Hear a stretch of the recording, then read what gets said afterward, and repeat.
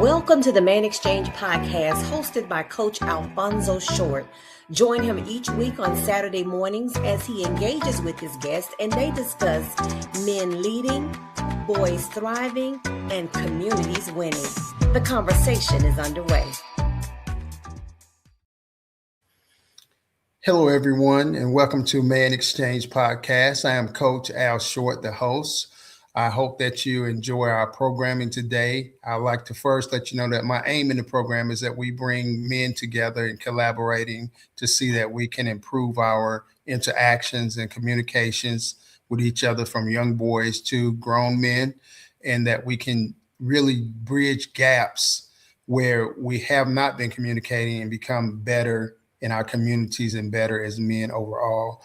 My main mantra of ManXchange is that I create a safe community to be informed, to be heard, to be healed, to be honest, to be humble, to be whole, and to be transformed.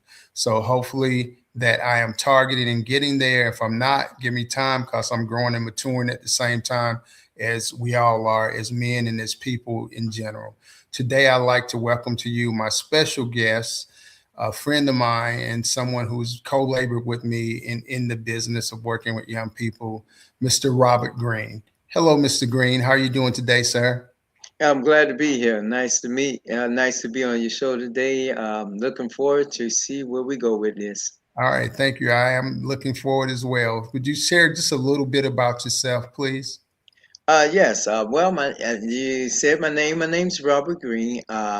I'm presently in Orlando, Florida. I used to be there where you was I used to be in Fayetteville, North Carolina with you. I graduated West Orange High School here in Orlando, Florida. So I have joined the military after I got out of high school. Been over 27 years now.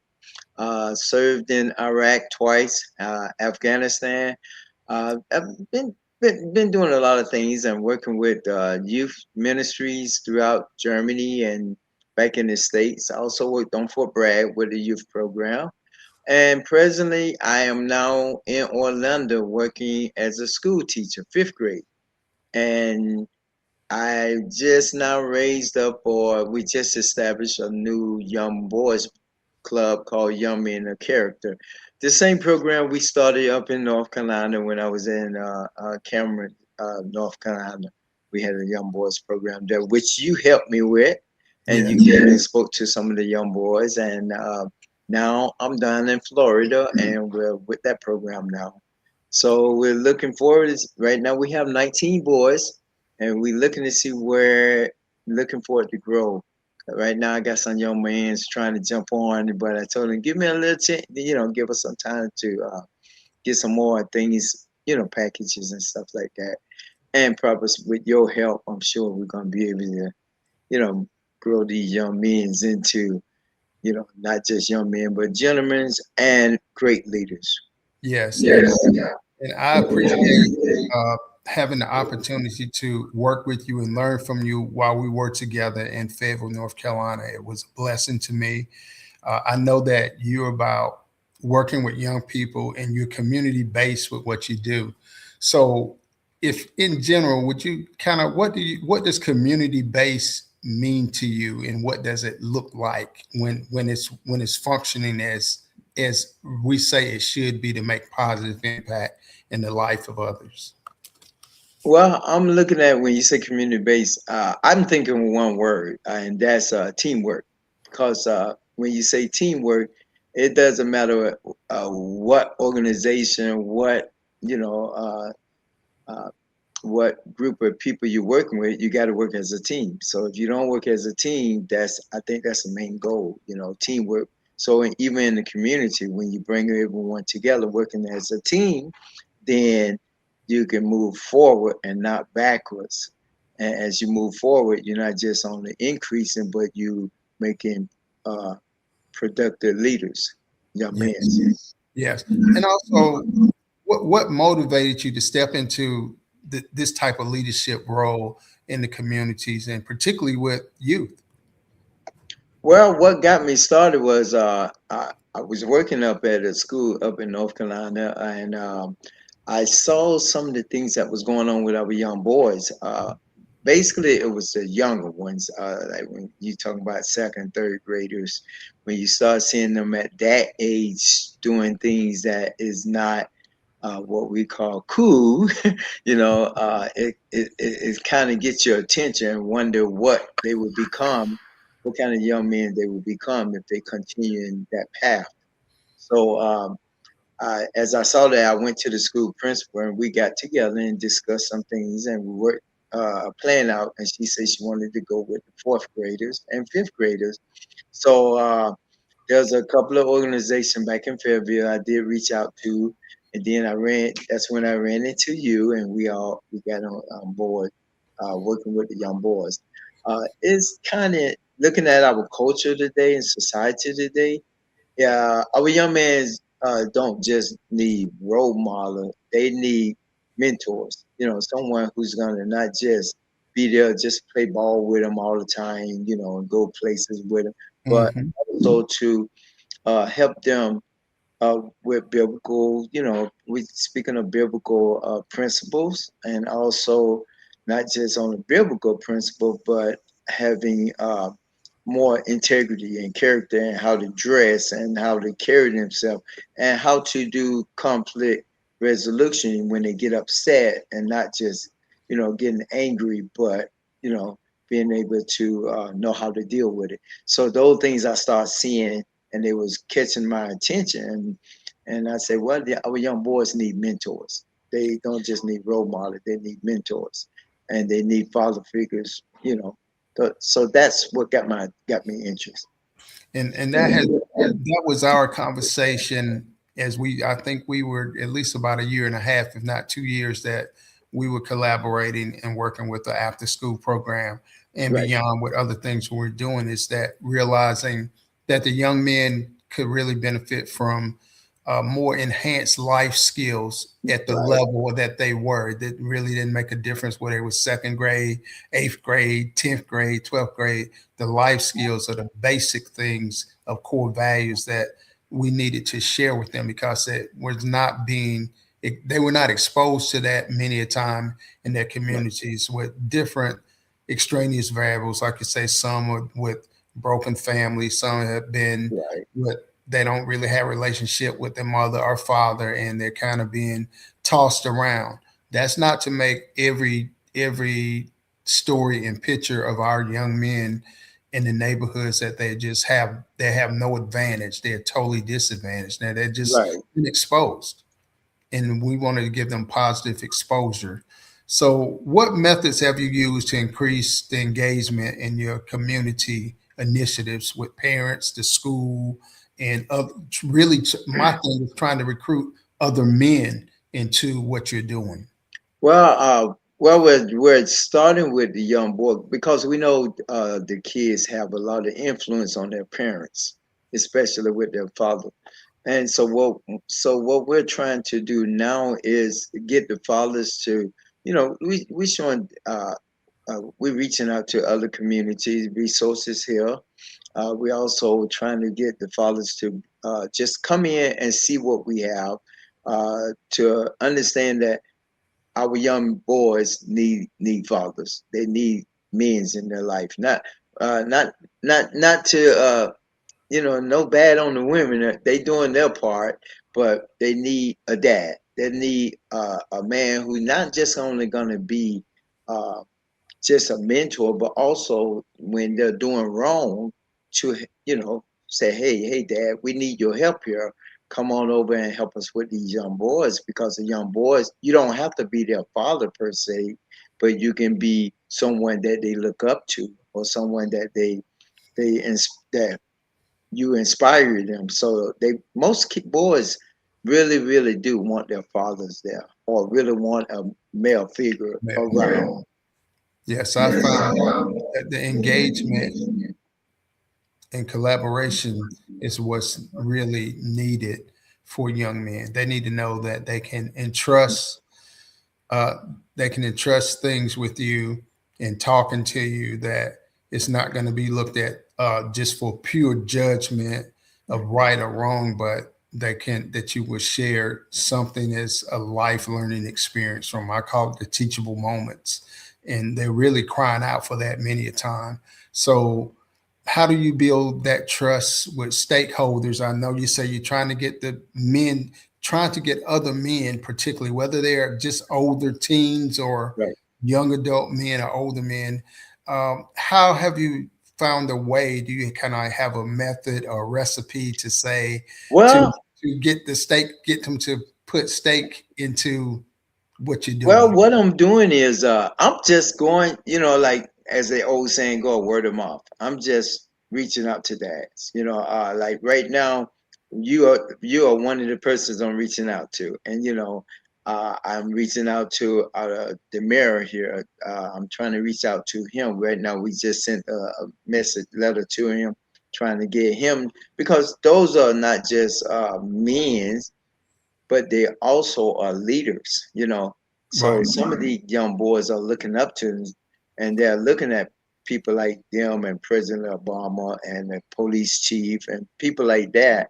They're looking at these guys, and they're Mhm. they're like them, you know, as they say, they look like me, they're male. Mhm. They are, and there's someone I can share and talk with, someone I can talk to, and not feel like it's gonna always be like beat down or get in trouble or something. But someone I could just Right. always, instead of going to mom, I can now go to someone like me, another man or another male, and say, hey, I'm having this issue, or hey, I need to know how to do this. Hey, how do I act like a man? How do I carry myself with character and with integrities and things like that? Those characteristics. And when they see that, not only do they just hear from them or watch them, but those guys can also be in their life when they become men. Never that. What I'm looking for, the word is that bridge is still together. It's not Yes. broken. That's what I'm looking at. And I know it's one thing when we're working with after school programs or programs that's even say summer programs when kids are out of school, but you within the ropes at least 9 months out of the year that they're in school as a Right. teacher now. And that's a new environment for you. Yes. Again, you were there before. And I like to mention that when I met Mr. Robert, he was not only the school bus driver, he Remember that. he was kind of, and this is no shade on anyone, he's kind of the counselor to the teachers at the school for them trying to deal with issues, as well as, Right. really an inspiration for all the children. There were only a few men total, whether they were teachers or not, at the entire school. How many men just at the school was there, Mr. Robert? Well, right. The last school I was at, I believe there was about three males out of the whole school, and that was kind of surprising to Yeah. me. Yeah. And So now they the got, school I'm at is not nothing new. There's about four male. So, but something I do leave with the boys always, and I say you can take this with you for the rest of your life, and this is for your viewer too. They can use that too. I say hold your hand up, and then they hold their hands up, and I tell the young men, every time you see your hand, I'm gonna leave something with you that you can never forget. And they say, what is that? I said, your thoughts control your life. So when they look at that, there's 5 points. Your thoughts control your life. So that means that no matter where you go, what you do, who you're around, always remember whatever you're thinking, your thoughts gonna control what you do. It's gonna that's dictate good. your future.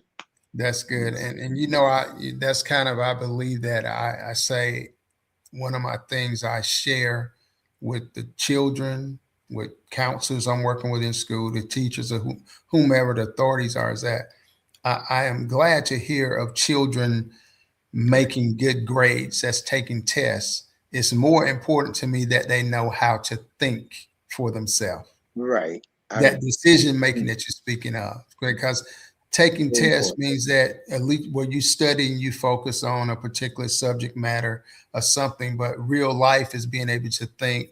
You're not going to be getting grades for how you need to react or respond in the general public. When you step outside of the school, you step outside of your home, You're not Right. going to be going back to what the arithmetic lesson or the history lesson. You got to deal with the two now, and you Hmm. got to have a base of core values so that you can at least make the best decision. And it may be instantaneously that you have to do it, Right. or it may just don't be hurriedly to do it, is my thing. The Yeah. So, decision could but impact not only you, but other people as well. as I go along that, I was just teaching this Wednesday night, and I told the kids, I had about 30 kids in a meeting, and Wednesday night, and I said, "Who told you you can't do it? Who told you you can't be it? Who told you?" I say, "Don't let no one tell you who you are, because the Bible in Jeremiah 29:11 it says, God said He knew you before you knew you. So now that tells you right there that no matter what anyone said, no bully, no one can tell you who you are. Because if you know who you are, then you can ask yourself, no, I'm not going to accept that. I'm not going to accept that I can't be great. I'm not going to accept that I can't have good grade. I'm not going to accept that because God already said you are who I say you are. So who told you that? You wasn't. So the kids all looked at me. Had them all engaged and they were like, wow. I said, you have to know who you are. When you know who you are, then you could become even greater than that. So Now, and that's very true. Now, how has it been for you to engage with the parents or whoever the person that's in charge or have authority for the children? I know because you do have meetings where PTA meetings or PTO meetings. right. It's your academy because you're at a Christian academy. Are the parents engaged with coming to those meetings and bringing things to the table that they're interested in or like to learn more about on how to deal with their children? Well, yes. Matter of fact, the parents have already, as soon as we got the application done, they were like, the parent was like, you can have them right now. So the parents were ready to give their sons to us. So every application that we gave out to the parents, they have all came back, and every young man have signed up. And right now we got 19 because that was our application was 19. So that's Right. why I said we gotta get some more now because I have about 4 or 5 more now, and it seems like the boys are, boys talk. They Yeah, talk to their friends. So parents are involved. They want to know when the meetings are, and they constantly say, "What can we do? What is if you need anything, let us know." And that's that let me know that the parents are supported, and that means that to me that we have their back. They have our back. that's So I'm excellent. amazed. And the school principal, she's all on board. The pastor's on board, and they say anything you need, let us know. And you know how it is. Same way it went up there. With, when I called you, you was right there for me. So we have some good support. Yeah, that's wonderful. That when you have that foundation laid, it makes it easier to try to fill the needs that you see of really every child. Maybe not at one time, but it Right. gives you the stability that you can engage in different subject matters or topics that you know is this is going to take care two or three of the boys and this might take care of 10 of the boys Right. depending on what the subject matter is, and for them to learn how to the greatest thing is that they respect each other and they respect themselves. When you speak of knowing who you Exactly. are, Right. getting that respect, because once they will respect each other, then they will see the importance that if you we know how young boys can be. They can Right. be jokingly bullies or they can be real bullies. They could But be. Yeah. yeah, but the thing is how even you approach and deal with each kind that there is and let them realize that Right. bullying is not necessary because we can engage in communication. We can agree to disagree and still be friends. Right. We can agree And to we on that disagree. note, we're trying to make them. We're doing that this Monday about accountability, keeping each other accountable. Because we look at it as a family. Keep Yes, each other accountable. But when you see your friend going down the wrong road, kind of tap them on the shoulder, and say, "Hey, man, not that way, this way." So we're learning this Monday. This Monday after school, we're going to be talking about holding each other accountable. Well, I know that this is it, I say it's a tough project or journey, but Yes. you have to be built for it, or you have to learn how to prepare yourself for it. I know that you are. So, how do you stay motivated? Because to avoid burnout, doing all of these things and trying to get, particularly when you're trying to spearhead and get everything together, so it'll run in excellence. Maybe not perfect, but it will definitely be excellent in what you're doing. Well, to be honest with you, that is a problem, just like school teachers and everyone else. Burnout is probably the biggest thing I mean, you got an organization, it can be the biggest thing, especially when you're pushing it by yourself. But now that you're getting all the support. But the one thing that I say to myself is when I feel like I'm going towards that burnout road, I start saying to myself, take a breath, take a breath. You know, sometimes, like they say, you working so much, you got to take a vacation, take a breath. I tell my kids the same thing. When they get upset, when they feel like things are going, take a breath. So that's my motto for us, saying, take a breath because you need it. It's okay to take a breath. So that's how I try to keep myself when I'm going down that road of burnout. I stop. I have to just be real with myself and say, stop, take a breath.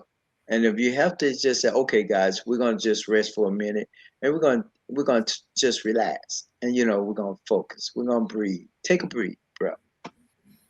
Well, I know now as we're entering the season where it's springtime, where you have nice weather all the time there. You live somewhere else in the north or It's northeast, and nice now. things Yeah. warm up. That the kids are more energetic in the season itself and changing. The ones that were fourth graders, they're older in maturity than they have changed in the age yet. So you got that mature stage, boys Hmm. start being interested in girls, and you spoke of Yes. having the respect and knowing how to conduct themselves as young Yes. men with their female friends, as friends in school. There's fourth, fifth, sixth Yes. grade. We're not getting into love affairs at this Right. point, but the And love for each other as people. since you there, because I got fifth graders, and that's where their mind at right now. Their Yes, mind is right where they're, and I think there are sometimes that when you just mention something about like so do you ever when you really just try to sit down and talk with them and get real with them, they don't want to touch that subject. They're like, ooh, like it's like ooh, So I say, okay, guys, life is real. You got to look back. You're in the fifth grade. You're gonna be growing up and moving forward, and you're gonna also be talking about girls and stuff. And we get real. I think that's why they kind of lean to me because sometimes they know I'm just gonna be real with them. I'm not gonna get too. I'm not gonna go into areas where I'm not supposed to go, yeah, but yeah. but I think that that's what they're missing too. That's a second thing I think they're missing because they don't have no one to talk to about those things. No, All they're they learning feel from TV. They're learning from social media, exactly and and then it's the blind leading the blind when they're talking to each other. Even if the kid is a right, little older than them, a teenager is at the same mindset of a fifth, sixth, seventh, eighth grader when it comes to that area and right. many other things. So having the grace of how to speak to Because them boys is don't want to talk to mama about that. no, They no, want to talk to another man, but they don't know what man to talk to. So I sure, think that's where we got another situation we got to deal with, when we talking to the young boy, because yes, it's real and it's yes, out there and they getting older. So now they're going to, if we don't, somebody don't talk to them, they're going to, like you say, watch it on TV or get it the wrong way. And it's more to it than what they think it is than just TV, because yes, you got feelings and all this other stuff involved.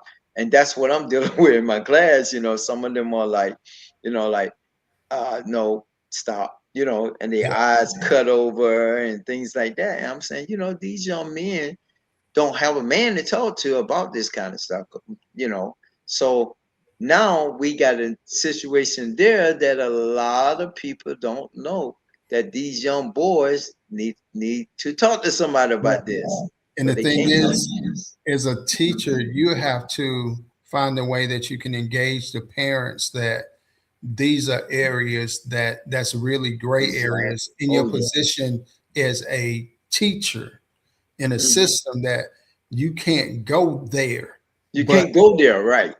they can. So they have to be able to, they have to be willing to dig deep in those conversations without making it feel like their children feel like they're being attacked. You're Hmm. saying this, so they want to know what the Mr. Robert or Miss So and So, whoever, tell you that. No, you just sharing with them. You teaching them in a way that, as a parent, you feel is suitable, and Right. then it gives you really kind And of a, some moms don't know how to talk to they their don't boys like that. they That's don't. why that man need to be there, you know. Yeah.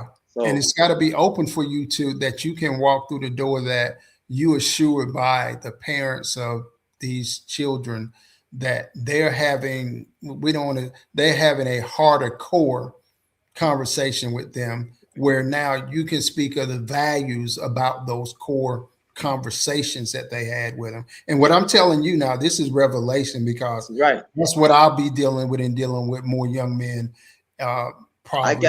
I got them in my class. They talk about, they be like, "Oh, Miss Green."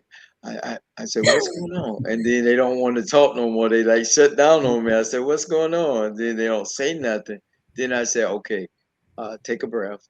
You know, can you talk to someone?" And sometimes they don't, they don't know where to go, but they want that male figure because that mom, that's a mom. They can't talk to their mom got Yeah. about those things, but they need, but they'll talk to a guy, and that's what I guess our coaches don't realize, that we got young boys who have things going on in their minds and stuff. They don't want to talk to mom. They want to talk to a man, but they can't talk to just any man. They want to talk to a man they can feel comfortable with, a man that gonna just tell them be straight with them, and because if they don't, like you say, they're gonna learn on TV or they're gonna learn somewhere. Yeah, we don't want to marginalize what's important to them, because we have to listen, and then just find a way to engage with them on an individual basis. Sometimes it's great when it can be a group thing in Mhm. conversation, but sometimes you, without being biased, you have to find a way that you interject Right. something Mhm. into that one or two kids, that's where they are, and that they need your attention, Right. and they're always special. You can't get special attention, because again, you're And in a we school forget they system. still human. They Yeah, still yeah, thinking. You yeah, know. yeah. They're not babies. They understand more than we think they understand, and Exactly.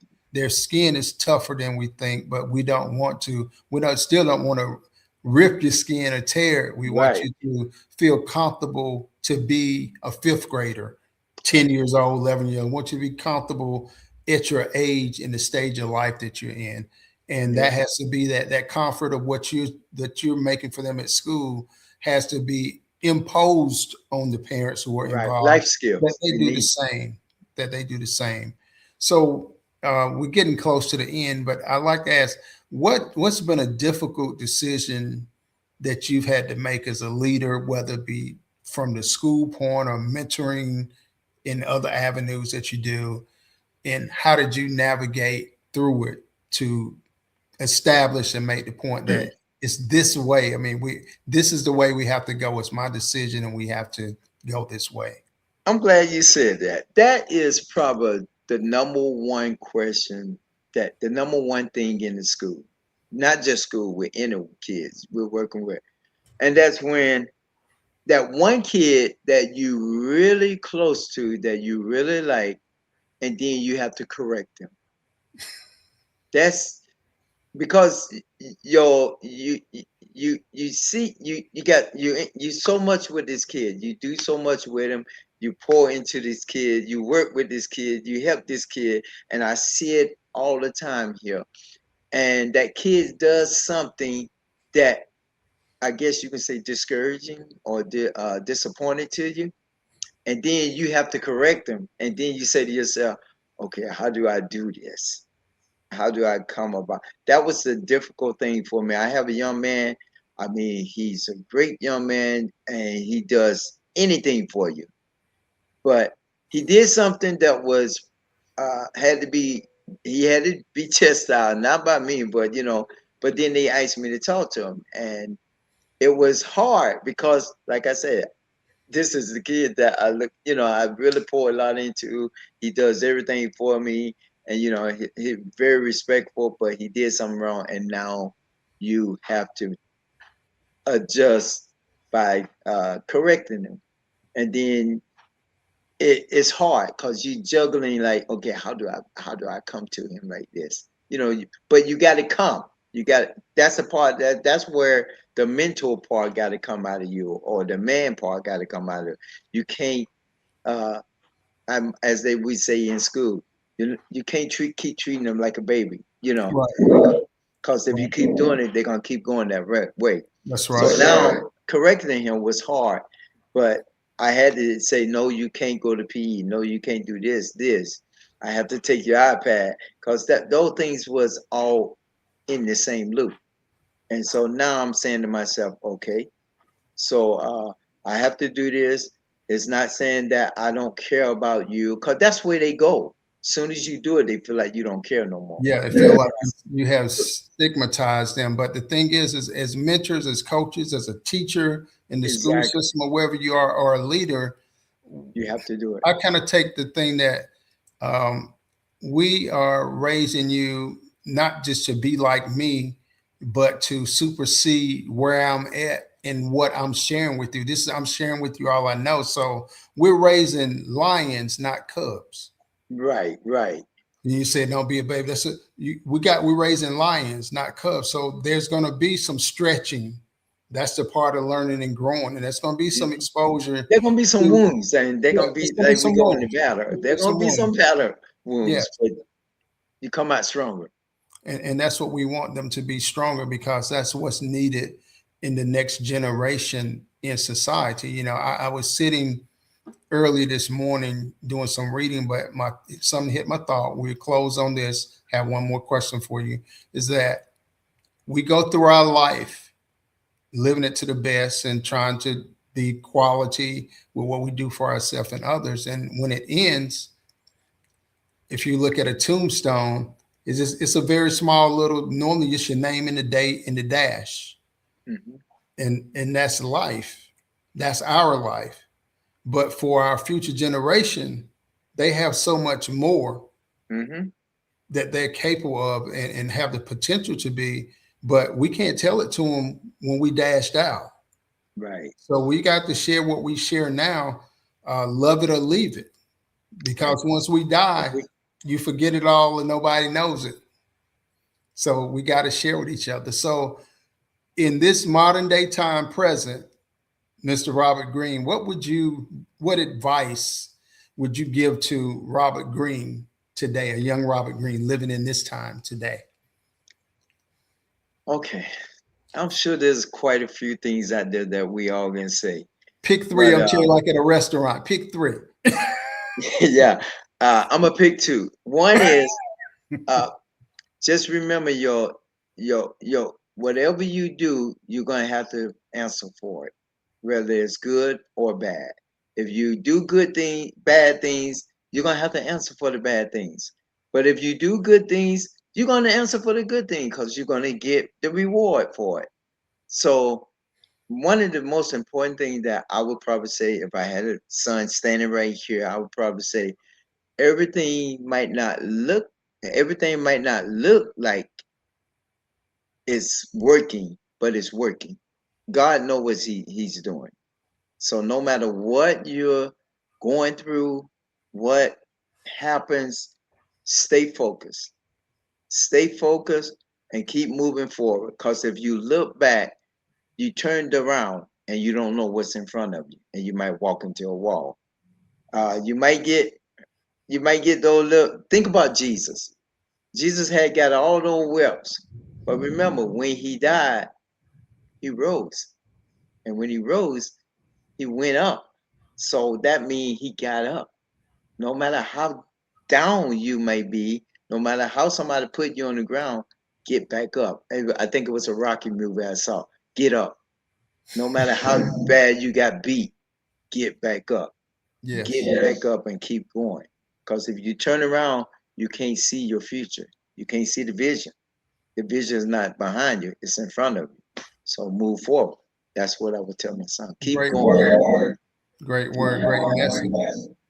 And the thing is that if we rise up today with breath of life, then God has blessed us, and we have an opportunity to be a positive impact in our life, in somebody else's life, or in society overall. I'd like to thank you so much for the interview today, Mr. Robert. And I'd Thank like you. for you to share like your personal information of how you can be contacted, whether it's your phone or your email, or however, whatever social platform you're using. Let me give you the phone number because that'll be quicker. My number is 910-286-0556. If you send me a text, I'll get it. Or if you try to send it to my email, you can send it to my last name, Green Rag, just like it sounds, Green Rag at yahoo.com. I will see the message. I will respond if anyone sends something out. But the goal is to take our young boys and make them and turn them into gold, make them into not good leaders, but great leaders. Thank you. And I truly believe that we can do that. And that's great words of wisdom for us to live on day to day. I'd like to thank you once again. I'd like to thank everyone who participated in watching the program today. If you continue to support us by sharing with others and continue to join us every Saturday at 11 a.m. Central Standard Time, and we have a different guests with dropping different nuggets. And for men, we're just trying to exchange information, and hopefully we can connect from the standpoint of helping you to helping each other in our own professional and personal endeavors. Thank you so much, everyone. Have a great day, a great weekend. All right. Have a nice evening. All right. Goodbye.